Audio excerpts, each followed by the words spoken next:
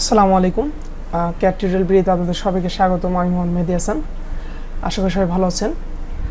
আজকে আমি আপনাদের যে টপিক সম্বন্ধে আলোচনা করব সেটা হলো তিনটা নতুন কমান্ড, যেগুলো আসলে আমরা হয়তো জানি না যে এগুলো আসলে কীভাবে ব্যবহার করতে হয়, বা আমরা হয়তো এগুলোর দিকে আসলে লক্ষ্য করি না কাজ করার সময়, কিন্তু যেগুলো খুবই উপকারী আর কি, উপকারী বলতে যেগুলো আমাদের কাজের ক্ষেত্রে খুবই হেল্প করবে, সেরকম তিনটা ছোট আমি কমান্ড সম্বন্ধে আজকে আলোচনা করব।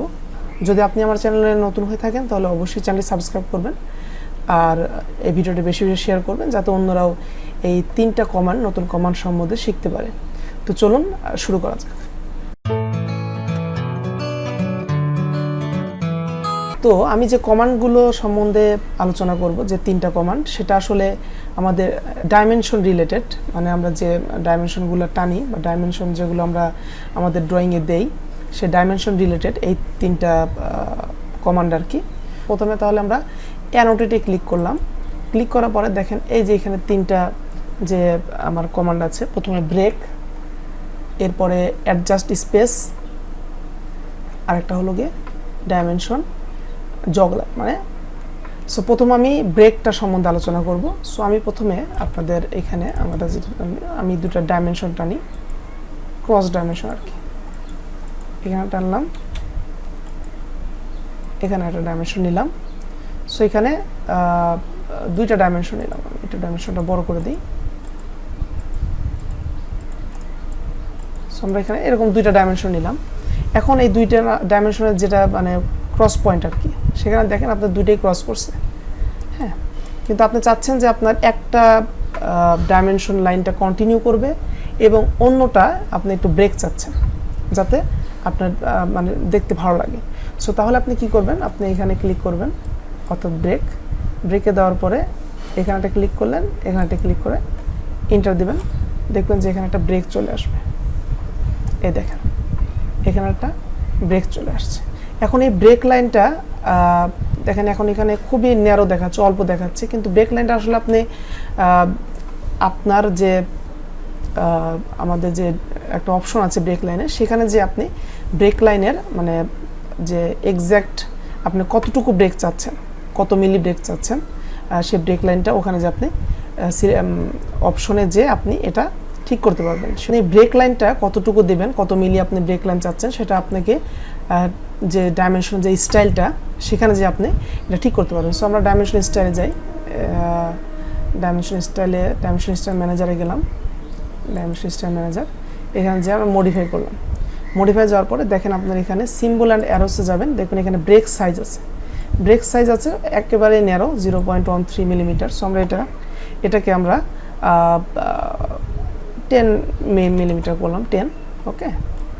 ওকে দিলাম, সেট কারেন্ট ক্লোজ।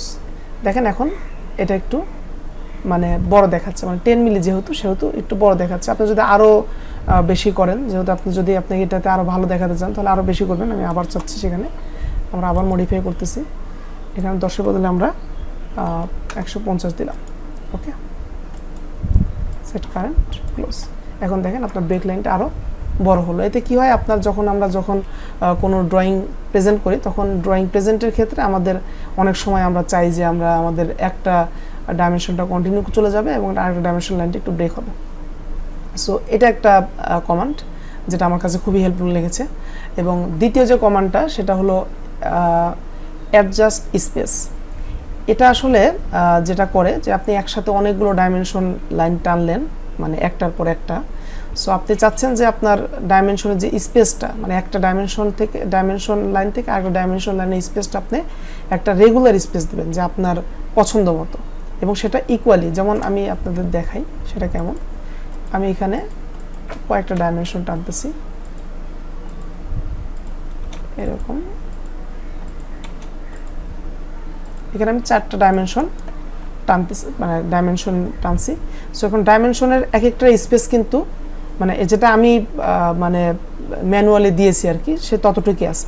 কিন্তু আপনি চাচ্ছেন যে এটা একটা রেগুলার স্পেস হবে, যেটা প্রত্যেকটা সমান একটা স্পেস থাকবে। যাতে আপনার ড্রয়িংয়ের প্রেজেন্টেশনটা আরও সুন্দর হয়। সো সেক্ষেত্রে আপনি যেটা করবেন, আপনি এই কমান্ডটায় ক্লিক করব, মানে অ্যাডজাস্ট ডিসপ্লে কমান্ডটায় ক্লিক করার পরে আমরা প্রতিটা টেক্সট ডাইমেনশন সিলেক্ট করলাম, সিলেক্ট করার পরে এন্টার দিলাম। এন্টার দেওয়ার পরে এখানে আপনার চাচ্ছে যে আপনি কতটুকু স্পেস দিবেন।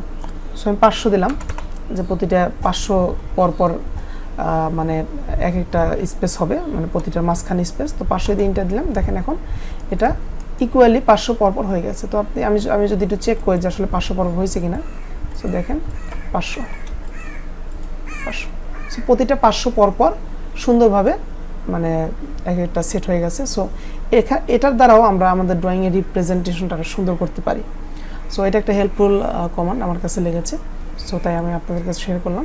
এবং আরেকটা যেটা, সেটা হলো গিয়ে ডাইমেনশন ব্রেক লাইন। যেটা অনেক সময় আমরা আমাদের একটা কোনো দেখা গেল যে একটা অনেক বড় একটা অবজেক্ট, যে বা একটা অনেক বড় একটা ওয়াল বা অনেক বড় একটা বিল্ডিং বা যেটাই বলেন, সেটা আপনি অনেক বড় পেজে যদি আপনার সাথে অনেক বড় আসতে, তো সেই ক্ষেত্রে আমরা কি করি, আমরা ওটাকে ব্রেক লাইন দিয়ে দেখাই।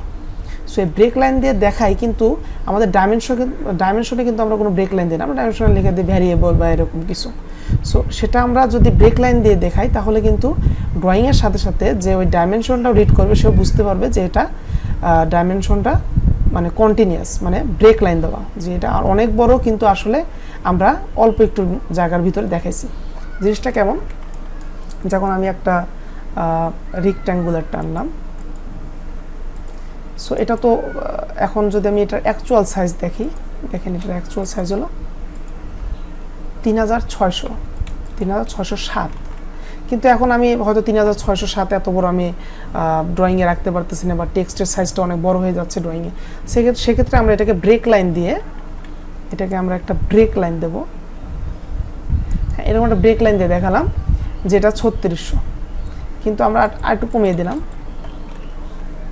দেখা গেলো যে এটা আমার এতটুকুর মধ্যে, কিন্তু এটার অ্যাকচুয়াল সাইজ কিন্তু 3600। হ্যাঁ, তো 3600 আমরা এটা এডিট করে লিখতে পারি যেটা 3600। একজন ড্রয়িং এখানে দেখলেও বুঝতে পারবে যে এটা একটা ব্রেক লাইন, মানে এটা আরও অনেক বড়, কিন্তু আমরা এটাকে ব্রেক লাইন দিয়ে ছোট করছি। কিন্তু তারপরে যদি আপনি আরও ভালোভাবে বোঝাতে চান আপনার ডাইমেনশন ব্রেক করে, তাহলে আপনাকে এই কমান্ডটা সিলেক্ট করতে হবে। সিলেক্ট করে আপনার এখানে ক্লিক করে দিতে হবে, তাহলে দেখবেন যে আপনার এই যে ডাইমেনশনটা, সে ডাইমেনশনটাও ব্রেক হয়ে গেছে। তাহলে সে বুঝতে পারবে যে এটা ডাইমেনশনটা আসলে মডিফাই করা, কিন্তু আরও বড়, মানে এটা ব্রেক লাইন দিয়ে দেখানো যে জায়গাটা একটা ব্রেক লাইন, মানে ব্রেক ডাইমেনশন আর কি। সো এটা দিয়েও আপনি আপনার ড্রয়িংকে আরও সুন্দর বা মডিফাই করতে বা সুন্দর প্রেজেন্ট করতে পারেন, যে আপনার যে ভিউয়ার সে সহজেই আপনার এই ব্রেক দ্বারা বুঝতে পারবে যে এটা আসলে ডাইমেনশনটা ব্রেক করা হয়েছে, মানে অনেক বড় একটা অবজেক্টকে ছোট করে দেখানো হয়েছে। সো এই তিনটা কমান্ড আমার কাছে খুবই ভালো লেগেছে, এবং আমি আশা করি যে আপনাদের মাঝে ভালোভাবে শেয়ার করতে পারছি। আপনারা যদি ভিডিওটা পুরোপুরি দেখে থাকেন, তাহলে আমি আশা করি যে এই তিনটা কমান্ড দ্বারা আপনারা ভবিষ্যতে আরও অনেক ভালো আপনার ড্রয়িংকে প্রেজেন্ট করতে পারবেন। সো আজকে এই পর্যন্তই।